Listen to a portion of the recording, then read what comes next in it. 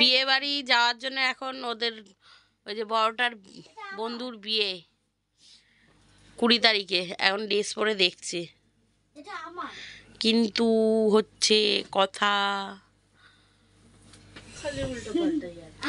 এটা হ্যাঁ, এটা দড়ি সিস্টেম করতে হবে তাহলে ওনার কাছে গিয়ে। দড়ির ঘর আছে মনে হয়, দেখি না, বন্ধ করো না, আমি দেখতে পাচ্ছি চোখে ফ্ল্যাশ লাগছে। ফ্ল্যাশটা বন্ধ করে দিচ্ছি। আরে আমি এটা লাগাবো, বন্ধ করো না। এই যে সকালবেলা বাচ্চাদের জন্য মোমো বানিয়ে দেওয়া হচ্ছে। গুড মর্নিং সবাইকে। কালকে তো ভিডিও কমপ্লিট করিনি, তা ভাবলাম আজকে একটু দেখিয়ে দিই আপনাদের ভিডিও করে। এই যে সকালবেলা ওদের খাওয়া হয়ে গেছে, আলু সিদ্ধ ভাত করেছিলাম, খাওয়া হয়ে গেছে। আর এখানে মোমো বানানো হচ্ছে, দেখুন মোমোর ওপর ঝাঁপিয়ে পড়ছে। এটা ভেজ মোমো বানানো হচ্ছে। আর এখানে কিছুটা দেওয়া হয়েছে। হ্যাঁ, স্কুলে চিকেন মোমো নিয়ে আসবি। হ্যাঁ, বই খাতার সাথে। তো এটাকে চুল বেঁধে দেবো, টিফিনগুলো ওদের গোছাবো।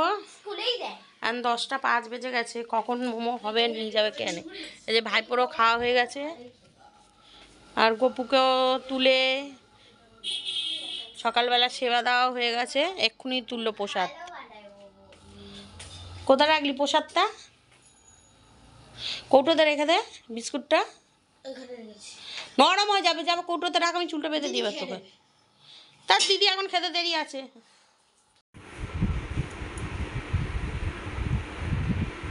আগার আগার পাউডারটা কি আমি নিজেই জানি না। আরে জেলি, ও স্যুপ বানিয়ে, চিকেন স্যুপ বানিয়ে, ভেজ স্যুপ বানিয়ে ওটাকে জেলি বানায়। হ্যাঁ হ্যাঁ, ইয়েকেও দেখছিলাম, ওই যে মোমো এ করে না, ইনস্টাগ্রামে দেখি, জেলি বানিয়ে ওটাকে টিফিন বক্সে সেট করে সকালবেলা এখন 11টা বাজেনি, বাজতে যায়, তো টিফিনে সবাই মোমো খাচ্ছি।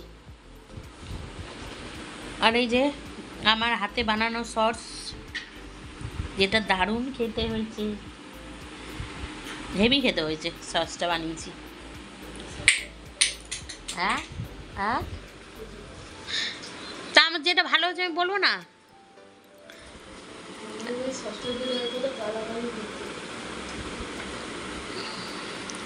এই যে জলের বোতল ভরছে, এখনও রান্না বান্নার কিছু জোগাড় মানে জোগাড় জানতি হয়নি।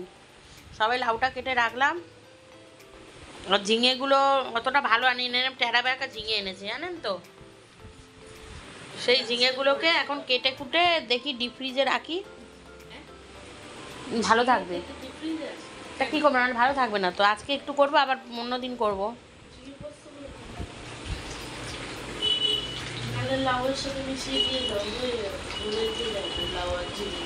না, সবজির স্যুপ করে দেবো, কালকে খাবে সবজির তরকারি শুধু। ও তো, তুই তো ভাত খাস না, তাই সবজির তরকারি করে দেবো। পাপাকে বলি একটা পেঁপে আনতে, গাজরটা যদি কালকে তোকে এ করে দেবো, পেঁপে খেলে আরও ওয়েট কমে। তো টিফিনটা করি এখন, আমার এটা তো বেরিয়েই গেছে সব, দেখা যাচ্ছে না। আমিও এইরকমই কেলু মাস্টার, ভিডিও করি এমন।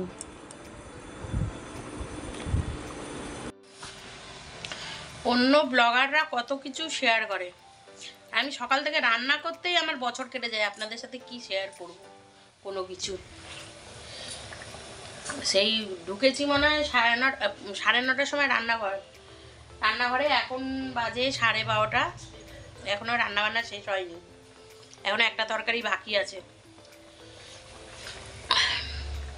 কি করব, কি করেছে একটু দেখাই। উয়া করছি, ঝাল লেগেছে, তরকারিটা খেয়েছি। এই যে এঁচোড়ের তরকারি হচ্ছে, একটু এঁচোড়টা কালো লাগছে, কারণ কি আজকে নিয়ে 3 দিন হয়ে গেল এঁচোড় এসেছে না, 3 দিন হয়ে গেছে, 3-4 দিন, তাই জন্য একটু প্যাকেটে ছিল তো কালারটা একটু এরম হয়ে গেছে। আর আমি একটু প্রেশারে যখন সিদ্ধ দিয়েছি তখনও আবার হলুদ দিতেও ভুলে গেছি, তার জন্য হয়তো আবার আরও গায়ের রং চেপে গেছে ওর। না, এ তো সিদ্ধ হবে ভালোভাবে, তার জন্য জল দিয়েছি। আর এখানে যে এঁচোড় চিংড়ি, আর এঁচোড়ের জন্যই তরকারিটা মনে হচ্ছে কালো কালো। আর এখানে হচ্ছে লাউ চিংড়ি, যেটা আমার খুব খুব খুব ভাল লাগে, যেটা আমার কর্তাবউ পছন্দ করে না অত, কিন্তু আমার লাউ চিংড়ি না দারুণ লাগে খেতে। লাউ চিংড়ি এর মধ্যে ধনেপাতা দিয়ে দেবো তো আরও টেস্ট হবে। আর এখানটা হবে বাটা মাছের ঝোল। ঢাকা দিয়ে দিই, দাঁড়া লাগে।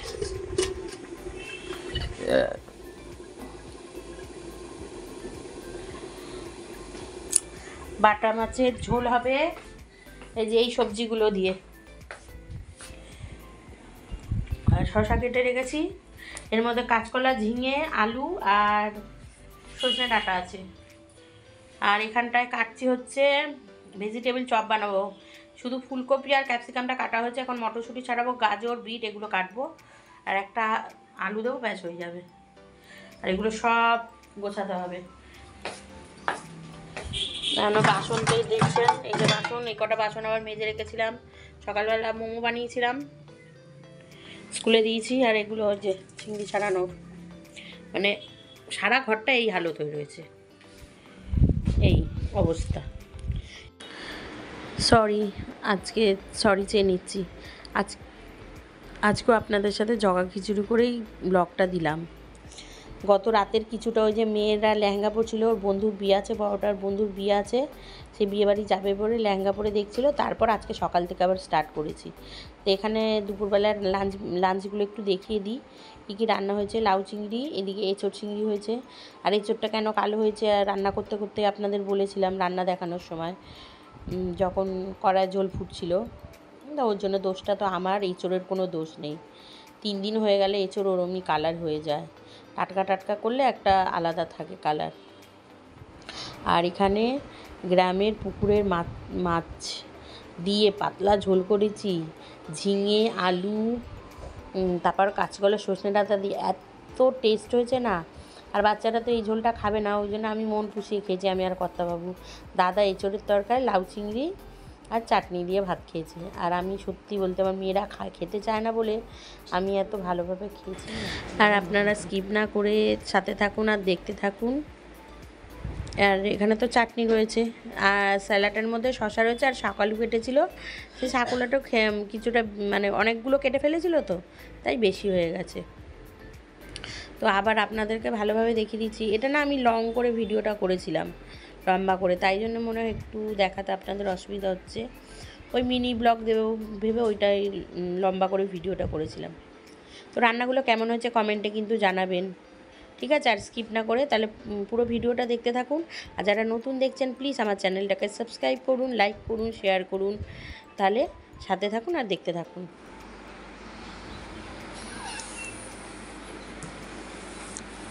তুই ঘুম থেকে উঠে কি করিস সেটাই দেখাই, যে কতক্ষণ তোর উঠতে বিছানা থেকে লাগে।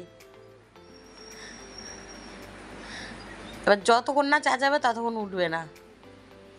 ধ্যান দিয়ে নিল 15 মিনিট, উঠেছে কিন্তু 15 মিনিট আগে। ধ্যান দিয়ে নিল 15 মিনিট কেটে গেল। ওঠ ওঠ তাড়াতাড়ি ওঠ।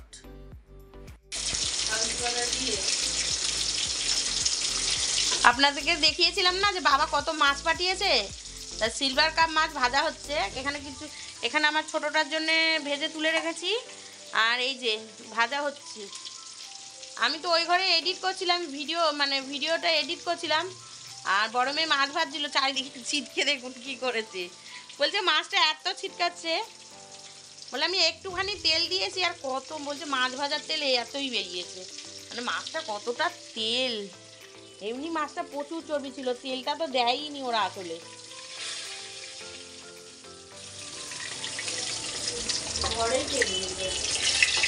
অত বড় মাছ ঘরে কাটা যেত না, মানে বটিটা অতটা না তো ভার না,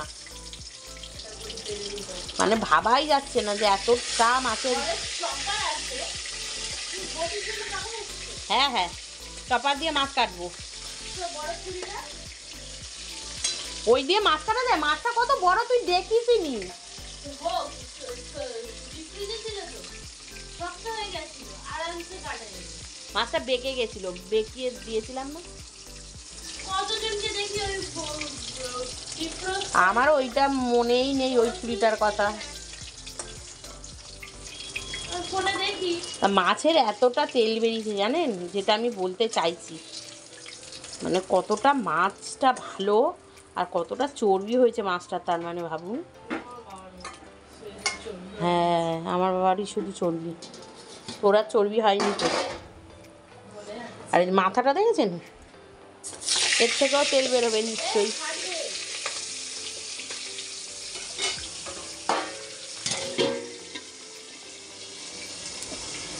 এখনো বাসন মাজা হয়নি, এডিট করছি ভিডিও, কখন বাসন মাজা হবে দেখি। আর এই যে জল ভরছে যেগুলো খালি, আর সবজি কেটে নিল মেয়ে, আমি তুই কর, আমি ভিডিও এডিট করি। সারা জল পিপাসা পেয়েছে আমার, একটু গ্রিন টি করে দিতে, আমার ঘুম পেয়েছে।